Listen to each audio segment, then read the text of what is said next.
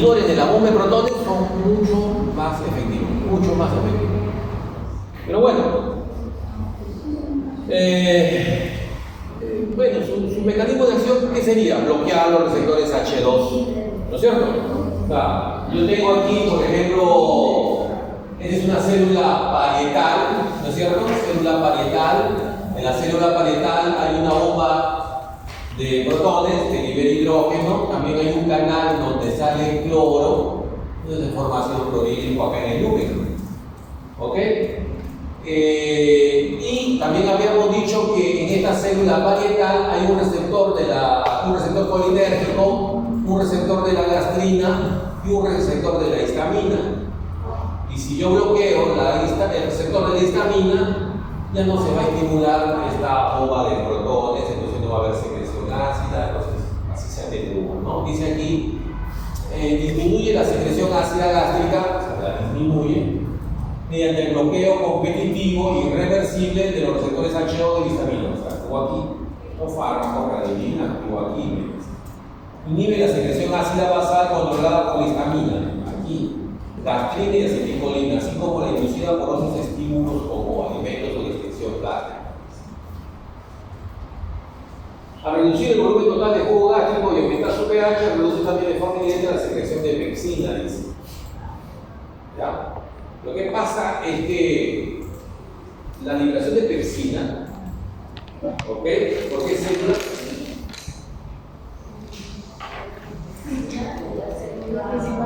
principal, ¿ok? Se libera cuando hay ácido, ¿no? O sea, hay ácido donde se libera pepsina, ¿está bien? Entonces, por eso dice, de forma indirecta la secreción de pepsina también se inhibe, o sea, como va a haber menos ácido, la pepsina también puede liberarse menos, disminuyendo la liberación del factor intrínseco y no modifica la velocidad de vaciamiento gástrico. ¿Ok? Antihistamínico H2, ¿ok? Un fármaco bastante antiguo. El primero era este, cimetirina. ¿Desapareció lo mismo? Sí, ya no está. Eso que desapareció en los 90, la ranitidina lo había reemplazado. La ranitidina es barata. De eso todavía están aplicados. Vamos a ver. Pero tú me dices que la ranitidina todavía está, ¿no? Sí.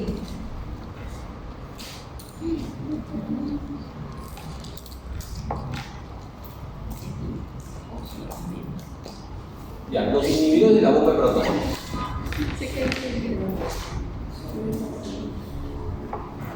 En realidad, si ustedes tienen un mejor efecto en su paciente, yo les recomendaría un inhibidor de la bomba de protones. ¿Ya? Ustedes quieren ver que, porque muchas veces uno quiere ver un resultado rápido, ¿no? El paciente quiere salir de ese dolor, de esa molestia. Inhibidor de la bomba de protones, los resultados son mucho más rápidos, por mucho más tiempo. Y si el problema es una gastritis ya un poco crónica por la que hay irritación, 14 días es el tratamiento. Pero bueno, es un poco más caro. Un poco más caro. Lo que pasa es que la ranitidina eran 10 centavos. ¿Okay? Es baratísimo. Y estos eran un sol, una tableta, ¿no? O algo así. Siguen apareciendo más inhibidores de la bomba de protones, con mucho más resultados. O sea, si hay fármacos que actúan a nivel gástrico, son inhibidores de la bomba de protones. Hay nuevos. Bien, lo lógico es que me inhibe la actividad de la bomba de protones, ¿no? Inhibe de forma selectiva la bomba de hidrogeniones por bloqueo de la enzima ATPasa hidrógeno, ¿no? Presente en la célula parietal gástrica. Inhibe esta bomba. Uno de los sistemas más importantes es la regulación de la secreción. ¿Okay? Inhibe esta bomba. ¿Ok? Ya no sale hidrógeno.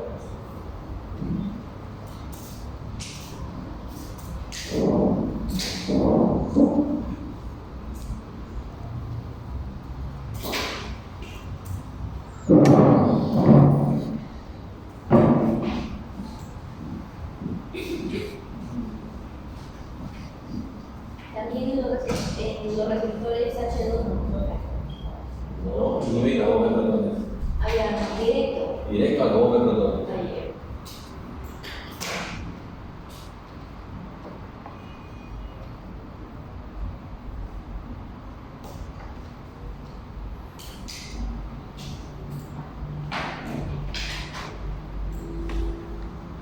Ya habíamos dicho que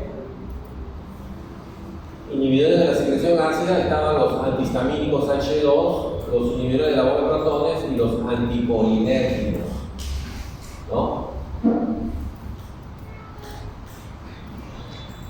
Anticolinérgicos. Ok. Recuerden que la división simpática y parasimpática, ¿no es cierto? Que por lo general tenían efectos opuestos, por lo general, no siempre, ¿no? Pero en este caso sí tienen efectos opuestos, ¿no? El simpático y el parasimpático. Cuando se estimulaba el parasimpático, o sea, en los receptores colinérgicos por la acetilcolina, se estimula la secreción. ¿Sí? Se estimula la secreción. Entonces, claro, si la acetilcolina está interactuando con los receptores, hay secreción ácida, entonces, claro, bloqueo ese receptor, ¿no? Lo bloqueo, entonces ya se inhibe la secreción.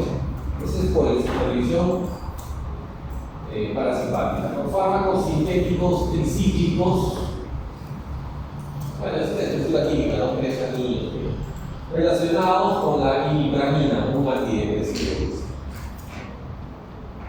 Un antidepresivo. O sea, químicamente es parecido a los antidepresivos. Que actúan bloqueando los receptores muscarínicos M1, dice. ¿Ya? Bloquean los receptores muscarínicos. Esto es fármacos. Firencepina y telencepina. Fármacos anticolinérgicos bloquean los receptores muscarínicos M1. Compiten con la acetilcolina. En la célula de la glucosa gástrica reduciendo la secreción mediada por la acetilcolina. Tiene reacciones adversas. Claro, porque la acetilcolina está sus receptores no solo están a nivel gástrico, está en todos lados, ¿no es cierto? Está a nivel de cavidad bucal, por eso hay sequedad de boca, estreñimiento y somnolencia. Es una alternativa, yo no describiría esto. O sea, si alguien viene con un problema gástrico, de hiperacidez, no te lo recomendaría. Porque si a su vez vas a tener sequedad de boca, estreñimiento, ¿para qué si está la boca de protones? Pero bueno, es una alternativa. Hay pacientes que tú le pones un inhibidor de la boca de protones y no hay efecto. Claro, esa es la alternativa. Anticolinérgicos, telencepina.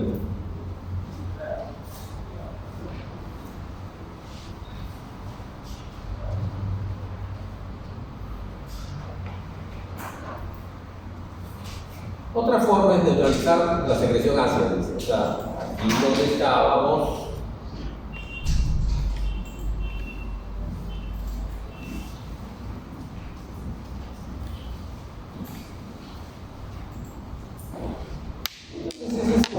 una base, con el fundamento de que un ácido y una base se neutralizan. ¿Ya? Dice, los antiácidos orales son compuestos no absorbibles de carácter básico, no se absorben. O sea, esa base no se absorbe. Pues es una base, pues alcalina, cuyo mecanismo de acción se basa en la neutralización del ácido clorhídrico. O sea, un ácido y una base se neutralizan. Yo estoy liberando mucho ácido, es una base que neutraliza. ¿Sí? No se absorbe el fármaco, solo actúa a nivel de alimento, neutralizando el ácido. Los más utilizados en la actualidad son compuestos de base de aluminio y de magnesio, habitualmente en acción formado con PDS. ¿Ok?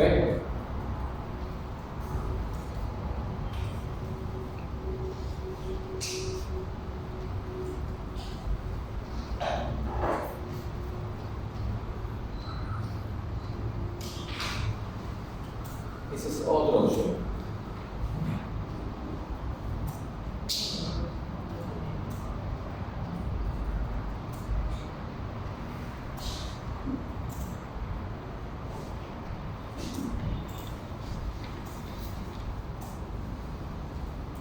Ustedes me dicen, ¿con cuál me quedo para prescribir? Yo sigo pensando que el inhibidor de la bomba de protones. ¿Ya? En el caso de Omeprazol. Sí, y ha aparecido este apareció después, esomeprazol. ¿Ya? Es más caro, y de repente De repente no hay en genérico, no lo sé. Este es lanzorazol, no es lansoprazol, bueno, es mucho mejor que este omeprazol. La estructura química es muy parecida. Son más modernos, pero más caros, pues, ¿no? Yo sigo pensando que estos omeprazol es inhibidor de la omeprazol, no tiene muchos efectos adversos. No tiene muchos efectos adversos. Casi no tiene. O mejora el resultado. Y el otro grupo era este, ¿no es cierto? Protectores de la mucosa. Este es el tercer grupo, protectores de la mucosa.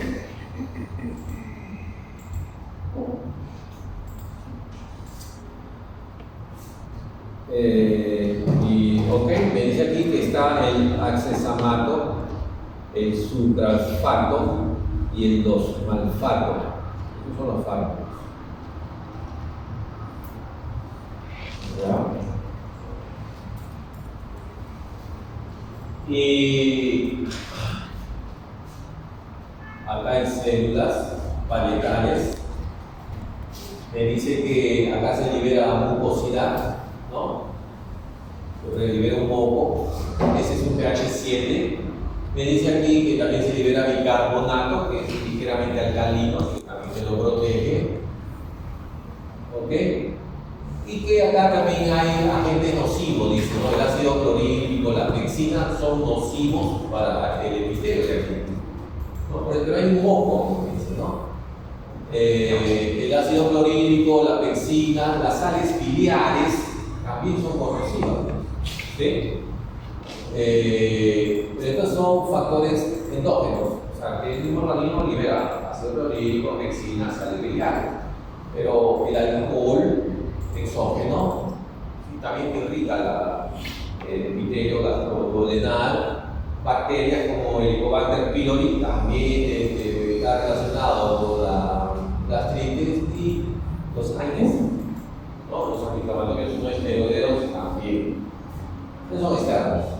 Pero esta mucosidad la puedo reemplazar de repente, ¿no?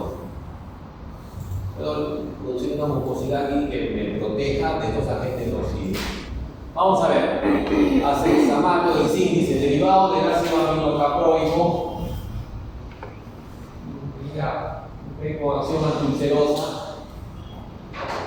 ya, y gastroprotectora indicada en el tratamiento de la úlcera, o sea, cuando ya hay herida, ¿sí? Cuando hay herida, y en la profilaxis de gastropatía por AINES. Claro, ya habíamos dicho que una reacción adversa de los AINES siempre es la gastritis, ¿no es cierto? Pero esos son los no selectivos, ¿no? El diclofenaco, el paracetamol, la aspirina son AINES no selectivos. Tienen el efecto de que irritan el epitelio. Entonces, claro, en algún momento yo le decía, es mejor prescribir un selectivo, ¿no? Un AINES selectivo. Claro, pero la alternativa es que tú puedas unos no selectivos, tipo paracetamol, tipo diclofenaco o tenoxicam, más un protector. Eso podría ser, y eso es lo que me dice acá. O sea, puedes prescribir un AINES tipo aspirina, o por ejemplo, un paciente con problemas de circulación sanguínea por coágulo, necesita aspirina. Ok, se da aspirina, pero es un AINES, te va a tener problemas gástricos. Ok, accesamato, dice. Si el paciente tiene una herida ya, una úlcera, ¿por qué? Protege. Un poco me protege. Supralfato es más conocido ese supralfato. Es un polímero de aluminio. Polímero quiere decir una molécula grande. Cuando recién me decías tú almidón, es un polímero. Es una molécula viscosa, grande. ¿Ok? Entonces es un polímero. Una molécula grande, gelatinosa, de aluminio y sacarosa, ¿ok? Se polimeriza en pH 4, ¿ok? Polimerizar quiere decir que se une con otras moléculas y se separa. Se polimeriza en pH 4 formando un un gel que se adhiere a donde están las úlceras y las protege. Entonces, por ejemplo, si acá hay una herida, como que se forma un gel encima de la herida, ¿no? Como protegiendo del ácido de la pexina. ¿No? Esa es su forma de actuar, supralfato. Entre ellos, uno de los más prescritos. Forma un gel, un polímero, formándose un gel que se adhiere donde están las úlceras y las protege. Asimismo, reduce el número de microorganismos presentes y su adherencia a la mucosa gástrica y la infección por el hipocampo. O sea, se forma un gel donde está la herida, ¿no? Si acá hay una herida, se forma un gel ahí, lo protege, lo aísla del helicobacter que puede estar por ahí seguro. Y dos malfatos. Dos malfatos dice análogo del supralfato. Eficaz en la prevención de las patologías por AINES, que se ha tomado mucho trabajo en el video. Por su composición incluye aluminio como un objeto de minimizar sus posibles absorciones. Con estómago vacío, evitando jugos cítricos. Ya, eso es lo que me recomiendo. Hay otro, bismuto, ese es el conocido, el bismuto. Bismutol, no sé si lo mismo, uno rosado, bien común. También te protege, es un protector de la mucosa. ¿Sí? Dice, posee un mecanismo similar al del supralfato, por sus características físico-químicas. Dice, tras su administración oral, precipita uniéndose a la proteína del lecho de la úlcera igual. Cuando está la úlcera, ahí se acomoda y precipita ahí, o sea, se adhiere ahí, formando una capa protectora, donde está la úlcera, ¿no? Estimula la síntesis de prostaglandinas. ¿Ya? Estimula la síntesis de prostaglandinas. ¿Me conviene que estimule la síntesis de prostaglandinas?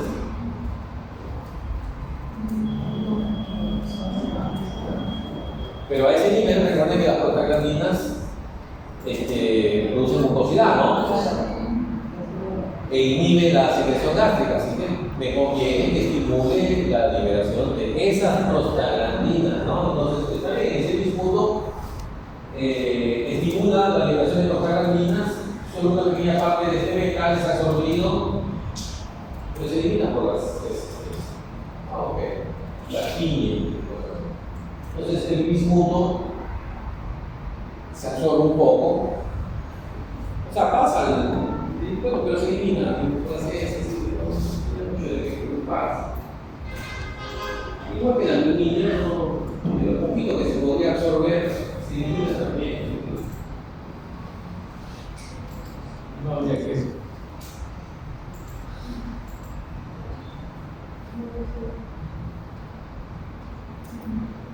Misoprostol. Sí, es un nombre.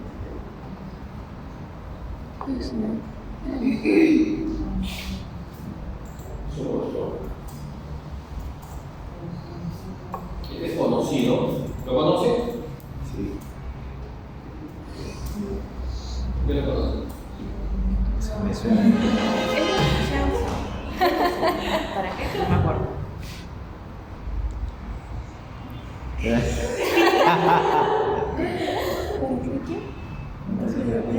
¿Eso qué es? Misoprostol. Dice análogo sintético de la prostaglandina E1. Ya, ok. Ah, ya me acordé ya de qué es.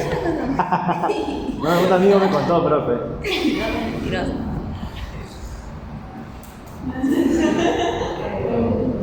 Es un análogo sintético de la prostaglandina E1, o sea, químicamente se paraliza la prostaglandina E1. ¿Ya? Ok. Es prevención de la gastropatía por AINES en pacientes con situación de riesgo, resulta muy efectivo en la prevención de complicaciones graves. Natalia. Eficacia similar a la de los antibióticos H2. Es un poco caro. ¿Sí? Es un poco caro. Si ustedes dicen, yo me iría por prescribir los inhibidores de la bomba de protones. ¿Ya? Por ahí sería. Estas son alternativas. Es por la ruta de las prostaglandinas. Recuerden que las prostaglandinas, uno me inhibe la secreción gástrica, me produce más mucosidad. Entonces, esa es la función de este misoprostol, no la de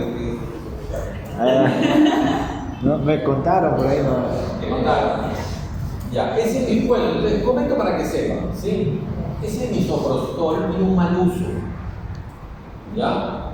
Es un abortivo, pero, o sea, es un mal uso, es una mala práctica que se hace, ¿ya?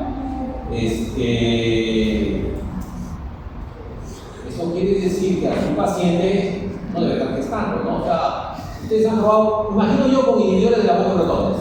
Ok, no dio resultado, porque de repente su lesión es más grave. ¿Podrían pensar en misoprostol? Sí. Ojo que el fármaco es más caro.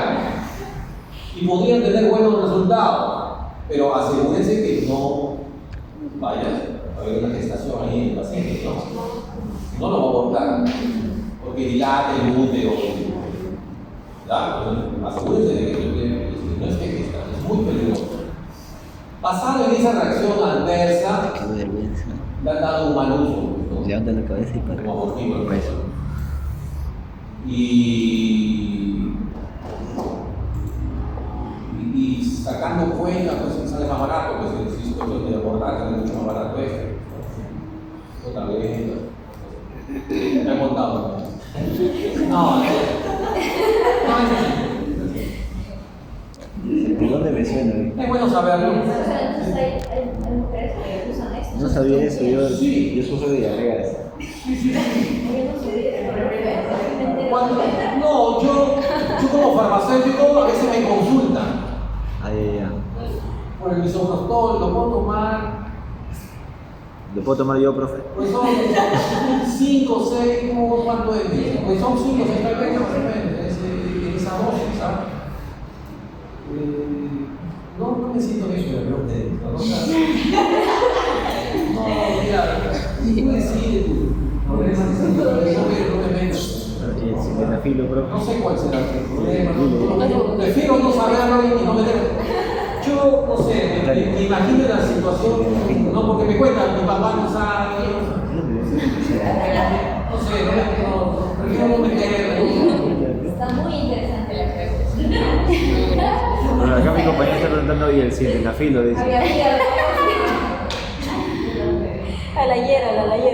Ahí. Bueno, es un mal uso. Ni que se entere, si no ya la agarra de dosis día a diaria. ¿Qué?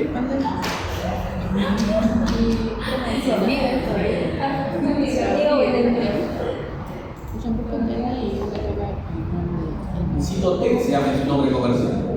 Cytotec. De Pfizer. El mismo que fabrica Las vacunas. el Viagra. Es el mismo laboratorio. Pero claro, lo fabrica con un efecto farmacológico, ¿verdad? Que le estén dando mal uso. Como muchos otros fármacos que le dan mal uso, ¿no? Por ejemplo, no me acuerdo.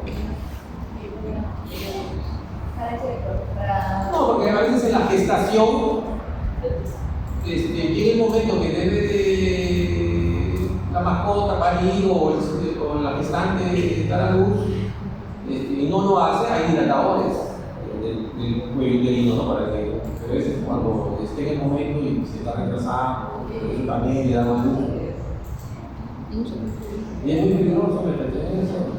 Profe, pero este misoprostol para tener efectos adversos, ¿no? Sí.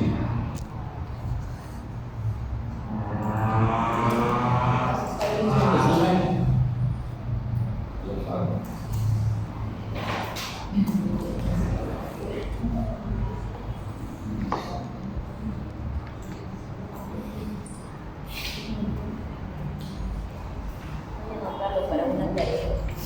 ¿Qué? Lo voy a Que lo voy anotar a para una anotar el tarea. nombre Cytotex para una futura tarea que tengo. Es un trabajo que me han pedido. Vaya, Natalia. Una tarea. No, mentiras. No se debe hacer esas cosas.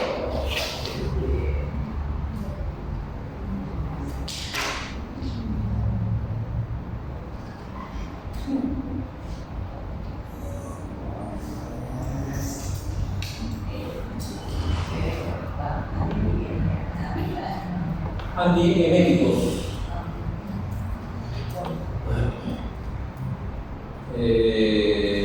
Bueno, dice que el vómito es un acto reflejo complejo, donde interviene el sistema digestivo, motor, nervioso, hormonal. ¿Sí? Las náuseas, el mareo. Es más, siempre, creo que se lo dije en su momento, en anestesia, post-anestesia, siempre hay nada. Premedicación, sí. Sí, entonces, claro, siempre para antes ya de llegar a la anestesia le están poniendo su antimédico, ¿no? Para que se levante bien. ¿Okay? Es lo normal. Bueno, dice que estas señales van hacia el bulbo raquídeo, donde hay un centro de respuesta eléctrica. ¿Okay? El bulbo raquídeo hace la mitad de este centro del reflejo del vómito está en el cerebro, ¿ok? Está por el bulbo raquídeo en el cerebro y dice la activación de diversos receptores del centro de reflejo del vómito son dos, D2 y 5-HT3. Son receptores de la dopamina y de la serotonina, ¿ya? Entonces, en el cerebro hay un tejido, hay una parte que se llama centro de reflejo del vómito, donde toda señal de vómito que tú quieras que los pacientes tengan pasa al centro de reflejo del vómito. ¿Ok? Pero hay dos receptores que están involucrados. D2, que es dopamina. Los receptores de la dopamina, receptores D o D2, y receptores de la serotonina. No hemos mencionado esto antes, no lo hemos mencionado, pero son neurotransmisores, serotonina y dopamina.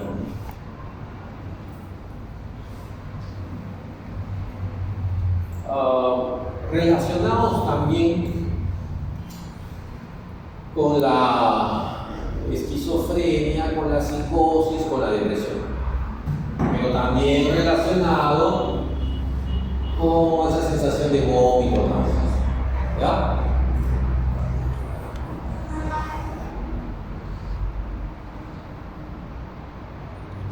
Habría que bloquear esos receptores.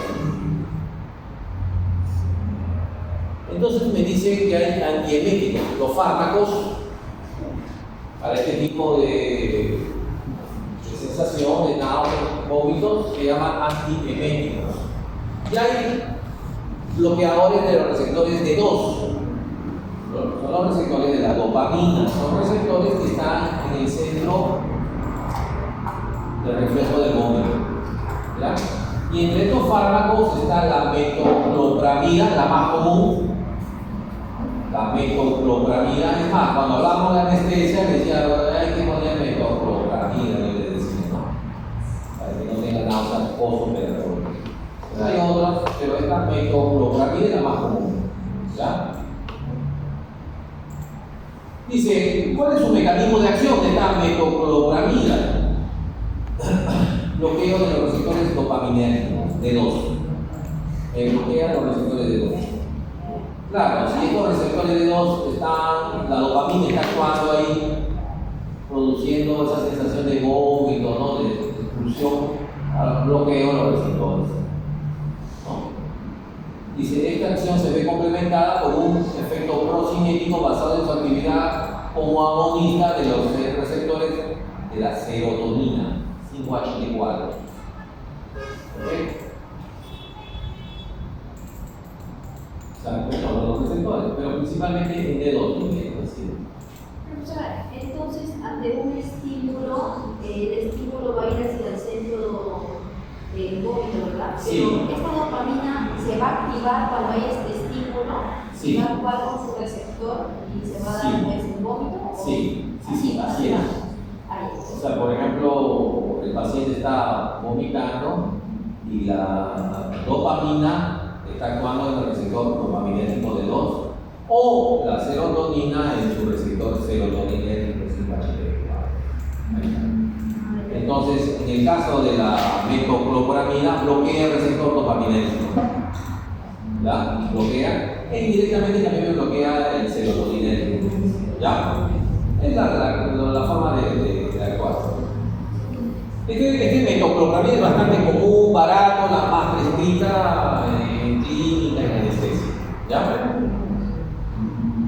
Relaja el esfínter pilórico, reducción del tono basal duodenal, o sea, la que te está produciendo un poco tarde, facilitando el vaciamiento gástrico. Me dice aquí que a dosis elevada bloquea también los receptores 5H3. ¿Bien? O sea, a mayor dosis bloquea los receptores 5H3, efectivo para náuseas y vómitos secundarios al tratamiento con citostáticos y radioterapia. Claro, en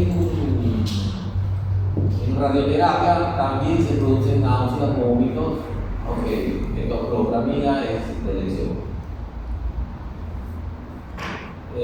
Antineoplásicos también producen náuseas, metoclopramida es la primera opción, ¿ya? También a un poco mayor dosis.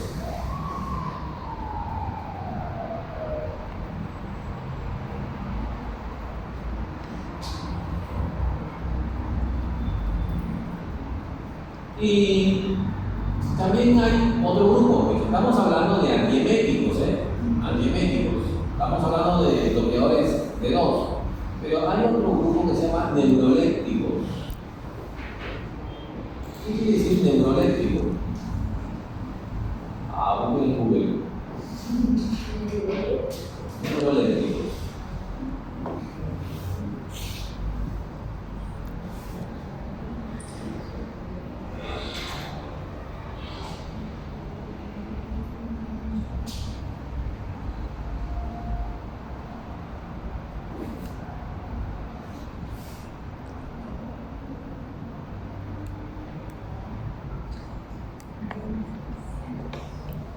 Dice, tipo de medicamento que se emplea para tratar los síntomas de la psicosis, tales como alucinaciones, visiones, sonidos, olores, gustos o contactos que una persona cree que son reales, pero que no lo son.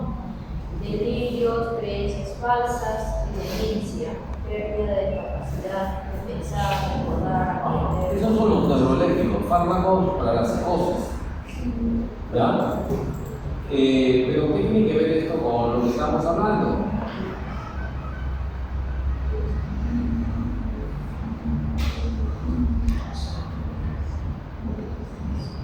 En el estado de psicosis, la dopamina está actuando por receptores. Un exceso de dopamina está actuando por igual. En la depresión, la serotonina está disminuida, y los que actúan por receptores. Entonces, estos neurolépticos que es para la psicosis, la esquizofrenia, etc., está muy relacionado con la dopamina y la serotonina. ¿Ok? Pero el vómito, las náuseas, también está relacionado con la serotonina y la dopamina. Así que estos fármacos serían útiles para esos casos.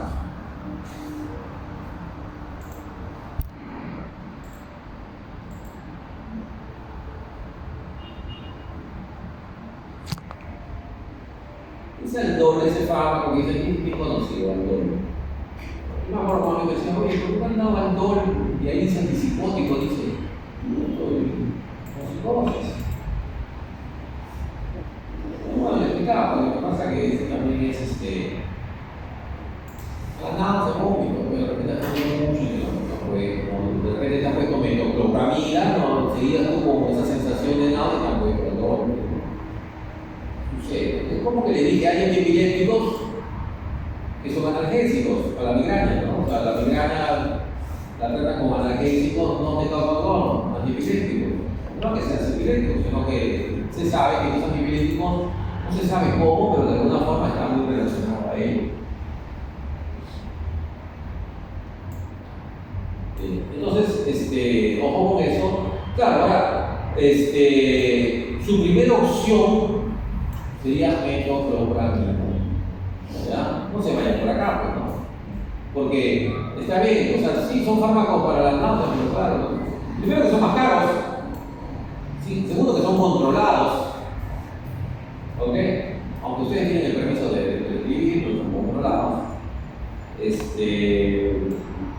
No, debe tener interacciones a veces más complicadas, ¿no?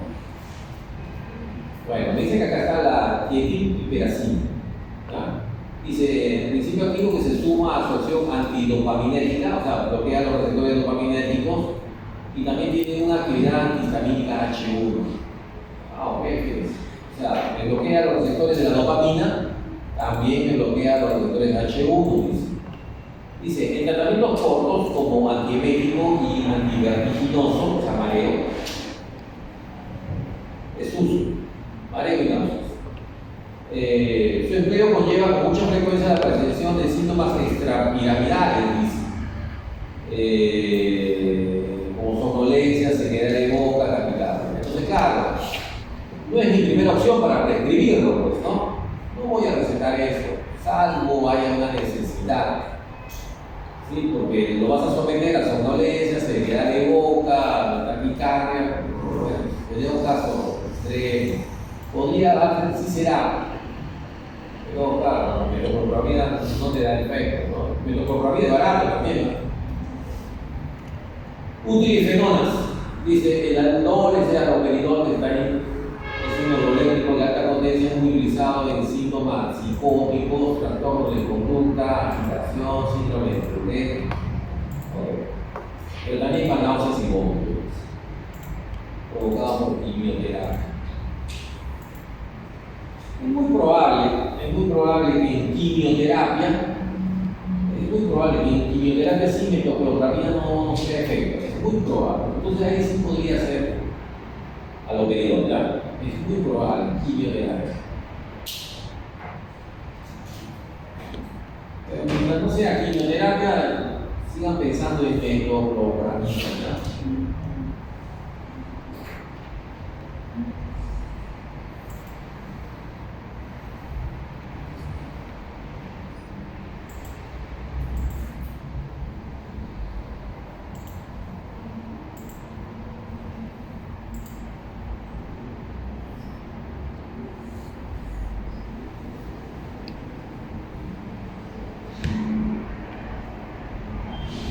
Hay bloqueadores de los receptores serotoninérgicos, claro, están involucrados en este centro de vómito la dopamina y la serotonina. Pueden bloquear la dopamina, pueden bloquear la serotonina. Metoclopramida también puede bloquear serotonina, principalmente dopamina, pero también serotonina, y hay otros que dice cuál es el mecanismo de acción. Están relacionados con la serotonina, que actúa como bloqueadores selectivos de los receptores 5H3 centrales. Que bloquea los receptores de la serotonina a nivel de ese centro del vómito, ¿no?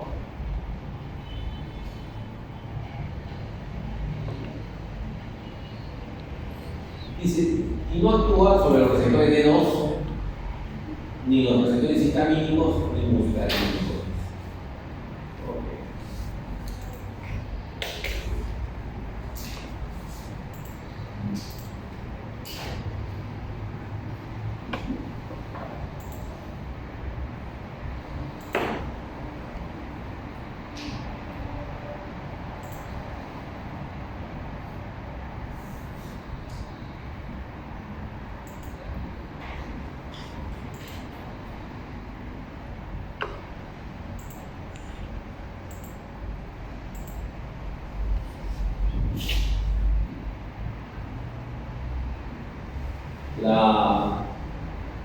Actualmente se sabe que la depresión,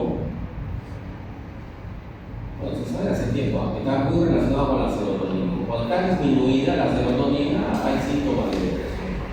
Pero la depresión, pues, es gradual. O sea, hay una depresión muy intensa y una depresión suave.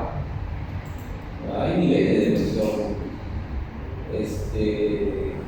Se habla ahora de que hay muchos pacientes que sufren de depresión. De repente no lo saben. Que el estar malhumorado siempre es un síntoma de depresión. Tú siempre no lo veas, un compañero que está renegando conmigo así, pero con cólera, ¿no? Con odio. Tú puedes estar molesto por alguna cosa.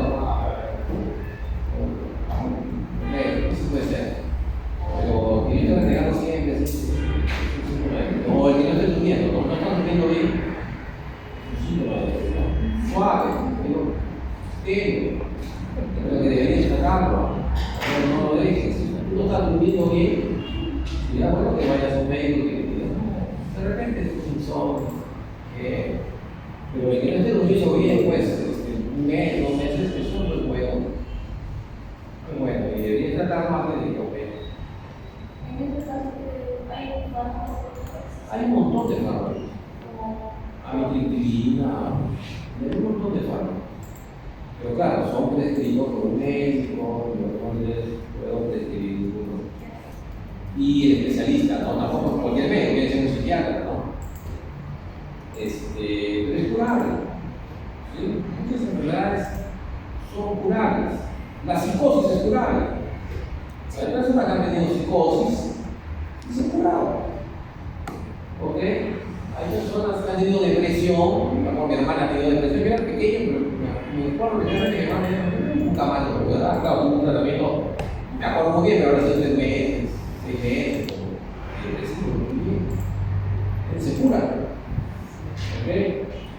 Hay que dedicarlo a tiempo, no dejarlos pasar.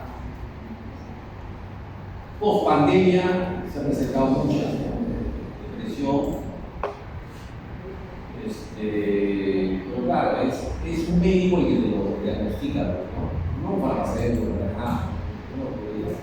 Yo puedo tener idea, ya cuando a mí me dan el diagnóstico, bueno, es de fármaco, yo no puedo diagnosticar, sé por el estudio de los fármacos, ¿no?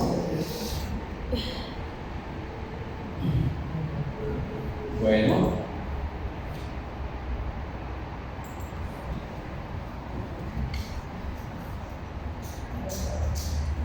Entonces, hay un artículo, ¿saben qué digo esto? No? Hay un artículo. Ustedes saben que la psicosis, la depresión, todo es a nivel del sistema nervioso central, ¿cierto? Eso es el cerebro el problema. Pero dice, este artículo decía, cuando hay un problema del sistema nervioso central, o sea, de angustia, siempre hay una diarrea. ¿Sí? Cuando hay mucha angustia, hay diarrea. Y es que la serotonina se produce en el estómago y va al cerebro, ¿no? Y los receptores serotoninérgicos también están más en el estómago que en el cerebro. Decía este artículo que había que controlar más la serotonina en el estómago que en el cerebro, que no vaya al cerebro. Inclusive decía el cerebro, el estómago, el primer cerebro o el segundo cerebro, decía. Es el tener mucha diarrea de alta y un problema serotoninérgico. Bueno, complicado.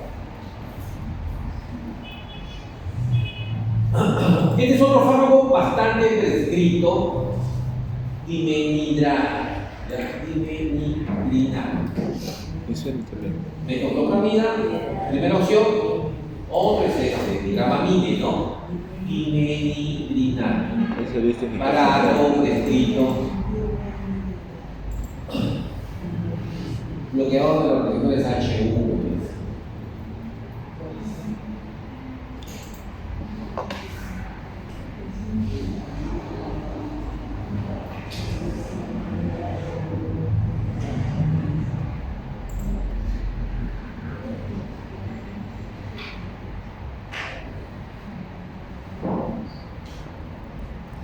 Primera opción que sea metoclopramida, ¿verdad?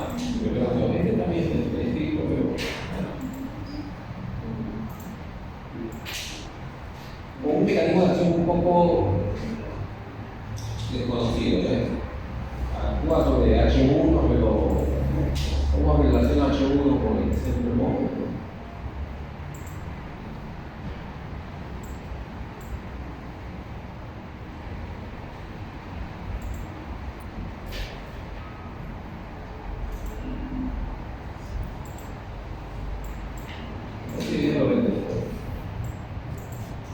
Ahora,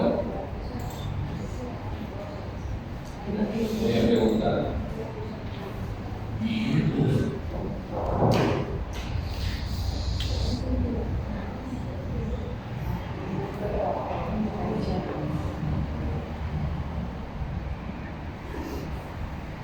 en el epitelio gastroduodenal. En el epitelio gastroduodenal está el estómago y la primera parte del intestino delgado, el duodeno, ¿ya? ¿Qué células hay que están involucradas? Ya, uno por uno. Dígame, célula principal que libera o secreta pexina, una enzima. Ya, ¿qué más? La parietal que secreta ácido. La pexina es corrosivo. El ácido clorhídrico también es corrosivo. ¿Hay otra sustancia corrosiva a ese nivel?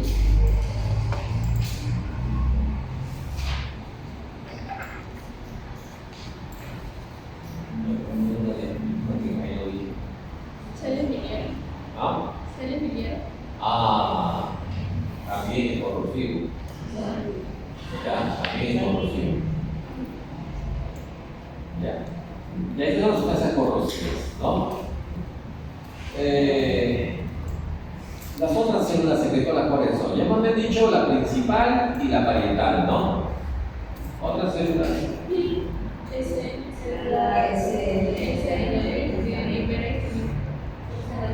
Con la histamina. ¿La histamina qué hace? Interactúa con sus receptores H2. ¿Y qué efecto produce esa interacción? La bomba de protones y libera ácido. Ya, ok. También está el sistema nervioso autónomo parasimpático, liberando acetilcolina, interactuando con sus receptores muscarínicos, M2, M3. ¿Ya? ¿Qué me produce eso? También estimula la bomba de protones, pero también hay secreción gástrica. Hay uno más, ¿cómo se llama? ¿Dónde se produce?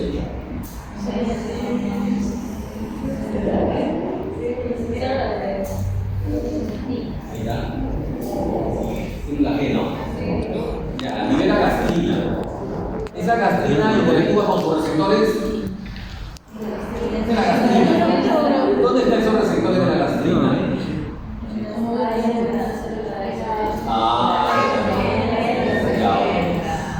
Ya, cuando interactúa esa gastrina en los receptores de la gastrina de la célula SL, ¿qué hace?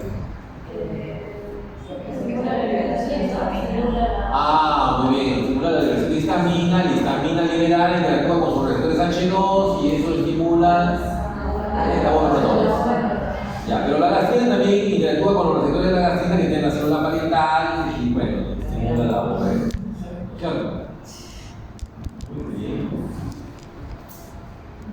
Ya, hablemos de fármacos ahora, ¿cómo vamos?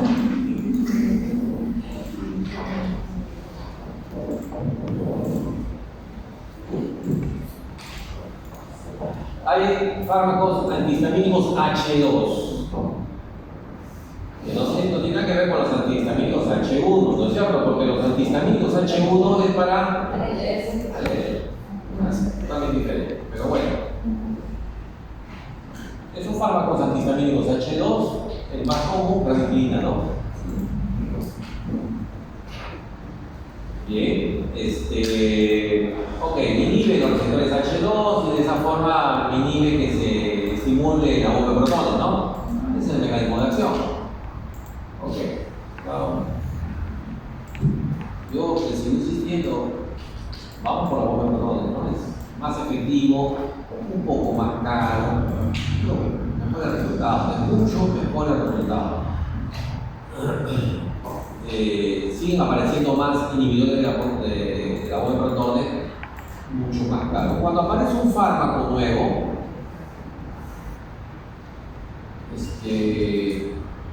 el laboratorio que lo hace ha investigado mucho. ¿Sí? Hay que pagarle un montón de farmacéuticos y médicos y otros profesionales que intervienen. También hay veterinarios, porque primero lo aplican en animales. Entonces, son 5 o 10 años de estudio. pero sale el fármaco. ¿Cómo recuperar la plata? La Organización Mundial de Salud, en un acuerdo, le dice: tú puedes comercializar ese producto y nadie más lo puede hacer. Entonces, es así que Pfizer, Bayer, Grünenthal, Roche, Boehringer, que son laboratorios internacionales grandes, investigan, sacan un nuevo fármaco y cuando les sale un buen resultado, bueno, la OMS con la FDA le dan la autorización, lo sacan al mercado, y ponen el precio, nadie lo puede fabricar. Por 5 años. Entonces, ese fármaco es muy caro. Es muy caro. Yo me acuerdo que inclusive los Omeprazol, cuando apareció cada uno valía 20 soles. 20 soles estoy hablando de ¿cómo se llama? En el año 2000. Y ahí valía más todavía. Ok, apareció el Lansoprazol, sí, ahí dice Lansoprazol. Apareció el Omeprazol, había cumplido su tiempo, o sea, cumplió los 5 años Omeprazol, entonces la fórmula se libera, todos los laboratorios lo pueden fabricar y el precio baja, ¿no? Entonces le encontrabas a un sol, creo que hasta ahora le encuentras a un sol, pero es barato ya, pero el Lansoprazol estaba carísimo. Creo que eran como 14 soles cada uno, carísimo, pero venían en caja, era carísimo. Ha desaparecido, bueno, no desapareció, ya se cumplió su tiempo de 5 años, se liberó la molécula, lo encuentras ahora en genérico, y ese Omeprazol debe tener, no sé, los 10 años, no sé si hay genérico ya. O sea, que lo han liberado para que no lo fabriquen, hay otro más que ha salido. Profesor, entonces, la diferencia sí es genérico y de marca, ¿no? O sea, genérico cuando ya cumplió su tiempo, ya cualquier laboratorio lo puede fabricar así. Sí, claro. ¿A eso se refiere genérico? Sí, pero por ejemplo, supongamos que yo soy el laboratorio que lo investigué, que lo fabriqué y he hecho el estudio. Y yo te digo, estudié por ejemplo el Omeprazol. Ojo que el Omeprazol no va solo, no va con almidón o todo esto, no. Va con excipientes. Y yo lo saco al mercado así porque lo estudié así. Cuando se cumple el tiempo, yo estoy obligado como laboratorio a dar la fórmula de Omeprazol y bueno, fabriquen todo lo que quieran. Te doy la fórmula, no te doy cómo lo hice. No te doy qué le puse, si le puse almidón, celulosa o gelatina, no sé, no te lo va a decir. Pero ahí está el Omeprazol. Entonces, los demás laboratorios lo pueden comercializar como genérico o poner su marca, es libre. O sea, yo puedo, de repente, como que tenga plata, hago mi laboratorio y hago Omeprazol y le pongo un nombre, Omex, por ejemplo, Omex, es Omeprazol, pero le pongo de marca. Lo puedo comercializar así y de repente venderlo más caro. Pero ya es cuestión mía, ¿no? Cómo lo negocio, cómo hago la propaganda, visitadores médicos, ese mercado de visitadores médicos, de propaganda. Pero se hace el fármaco más barato. Ahora, en el mercado se encuentra el de marca y el genérico. ¿Ok? Ahora, existe otra cosa, que, por ejemplo, yo soy un laboratorio peruano, fabrico el Omeprazol y el principio activo lo puedo comprar. Se lo puedo comprar a un fabricante de Alemania con mucha calidad. Se lo puedo comprar a la India o a la China con una calidad no muy garantizada. Puede ser. Entonces, eso es lo que sucede. Entonces, tú te vas a encontrar en la realidad de que hay calidades. Y aunque te obligan a que, por ejemplo, dice 500 miligramos, Omeprazol 20 miligramos, 20 miligramos de Omeprazol sí, pero hay calidades. Por eso te vas a encontrar con el genérico y demás. Pero hay laboratorios en el Perú genéricos de muy buen prestigio. Uno de ellos es Farmindustria, otro es Acefarma. O sea, son laboratorios genéricos en el Perú de buen prestigio. Que bueno, comercializan y sus negocios en los genéricos. Hay genéricos en el Perú no muy reconocidos, sobre todo importados, ¿no? De la India, no les veo mucha. No sé, habría que ver. A veces cuando uno está involucrado ya tienes un familiar, un paciente y está tomando un medicamento y vas a ver que hay diferencias. Por más que sea el mismo nombre, genérico, total. Pero bueno, hay alternativas, ¿no? Porque imagínate si todo fuese caro, caro. La salud es cara. Si te enfermas es carísimo. Aquí en toda parte del mundo es carísimo. Yo he viajado mucho, pero de lo que me cuentan es caro. Te enfermas es caro. Pero por lo menos acá la venta es libre de fármacos, pues allá en Estados Unidos es diferente. O sea, acá tú, por ejemplo, sin receta puedes comprar algunos medicamentos, ¿no? En otros países son muy estrictos, sí, con receta y me dan la receta y digo, Mi mamá estaba tomando para un congreso de hoy y no le pusieron vender también, tuve que enviarle de aquí su medicamento. sí, existe. Con razón creo que estaba tomando y no la turma. Ahora, claro que acá sí ha cambiado, se han puesto un poco más estrictos en cuanto a estos fármacos que hablan alcohol, eso no te lo van a vender. No, eso Es no, un poco pues, difícil, ¿no? Porque la receta se retiene, hay una trazabilidad del fármaco. Pero por ejemplo, en otros países no te venden antibióticos. No, pues. Y acá sí, o sea, acá tú vas a amoxicilina. Se ve como un negocio. Pero bueno,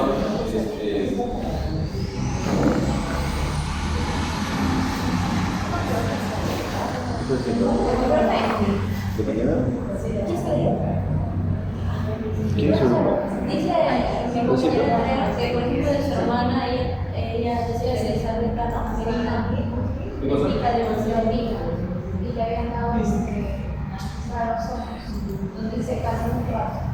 Yo volví a sacar, toco los ojos, me tapó y me dio picar. Se sabe que tomara, me bajaba y me dio picar.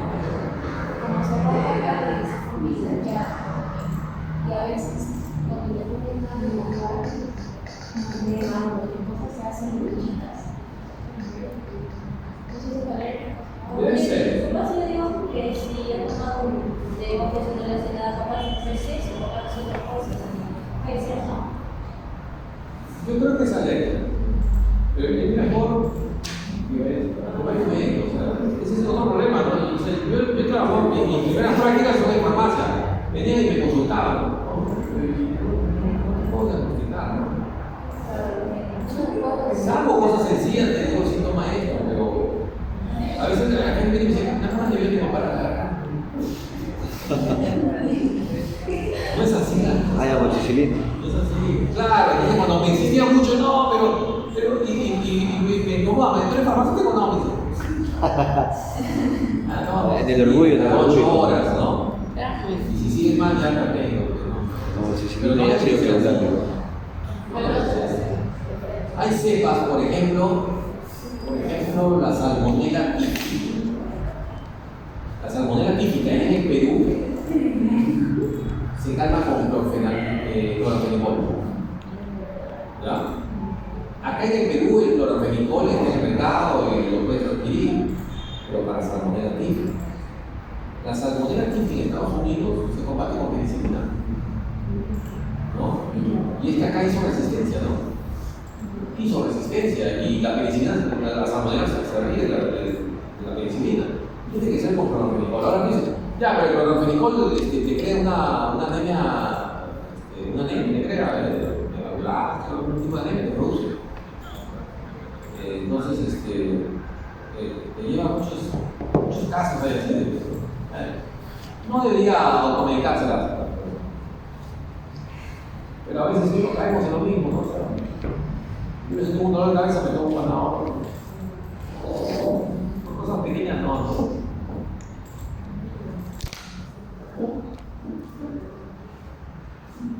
Es que detrás de la salud hay un gran negocio, ¿no? Hay mucho dinero tras la venta de medicamentos, mucho plata.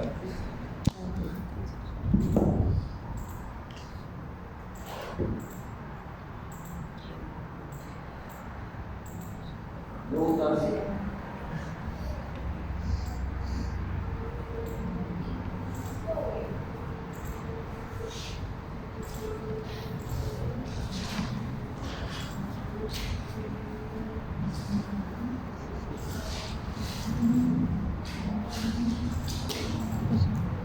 No, a mí me queda.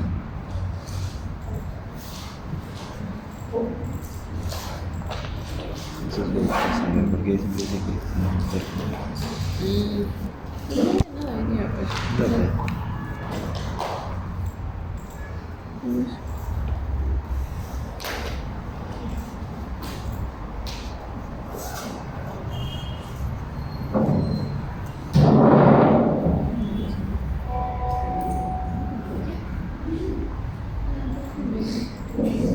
Pobrecita, le conté, no aguanta. Así que mira, claro. Sí. Sí, tú. Oh, querida Latino. Me he olvidado. Yo fui. ¿Subiste? Mi hermana está ahí ahorita.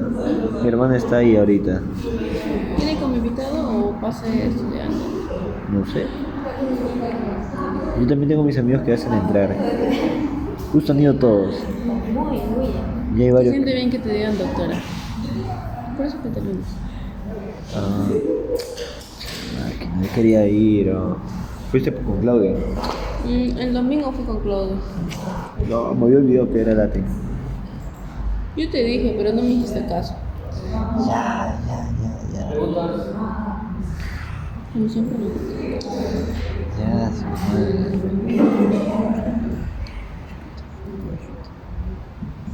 Te pegó chiquita, ¿no? Eso faltó.